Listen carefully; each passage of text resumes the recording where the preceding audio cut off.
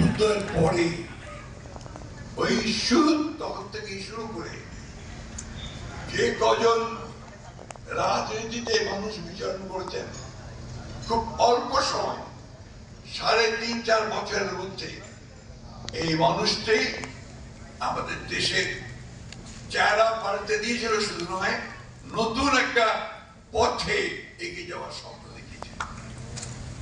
আজকে যে গার্মেন্টস যে উন্নয়ন তোমরা দেখছো, আজকে যে বিদেশে যারা যাচ্ছেন শ্রমিক হয়ে, যে রেমিটেন্স আসছে, আজকে যে কৃষির উন্নয়ন তোমরা দেখছো, সব কিছু শুরু কিন্তু ওই মানুষটিরা দিয়ে।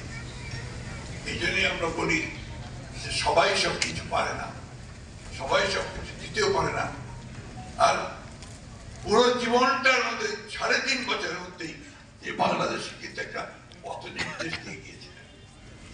আমি আজকে কথা এই জন্য বললাম, আমি সুযোগটা নিলাম। এখানে আজকে সব একেবারেই তরুণ, যারা একেবারে SSC পাশ করে এখন কলেজে যাবে, আর একটা নতুন জীবনে যাবে।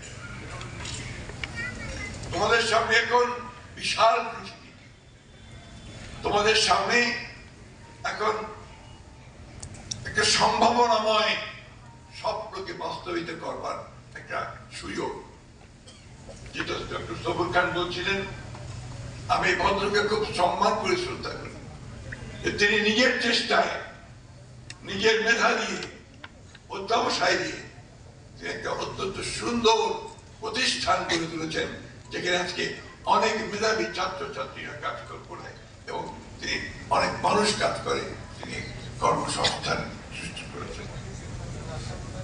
এই কথাগুলো আমি বলছি এই জন্যই যে এগুলো হচ্ছে আমাদের উদাহরণ।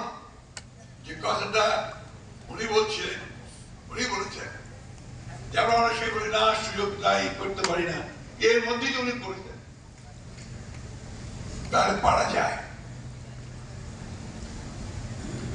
মানুষকে যদি ডিটারমিনেশন থাকে, তার যদি লক্ষ্য স্থির থাকে, তার মেধা যদি সেদিকে সে নির্দিষ্ট করতে পারে, তাহলে নিশ্চয়ই তার অভিষ্ট লক্ষ্যে সে পৌঁছাতে পারবে। আমি আমার জীবন দিয়েও সেটা লক্ষ্য করেছি।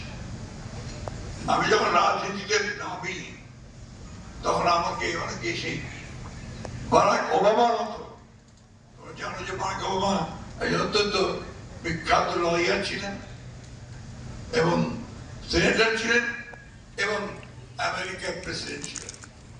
উনি যখন রাজনীতিতে নামলেন, তখন তার বন্ধুরা, তার আত্মীয় স্বজনরা তাকে অনেকেই ফোন করে জানালো, তুমি ওই নোংরা প্রফেশনে যাচ্ছ কেন? Why are you going to join the dirty profession? তিনি বললেন, এই ডার্ট থেকেই তো আমি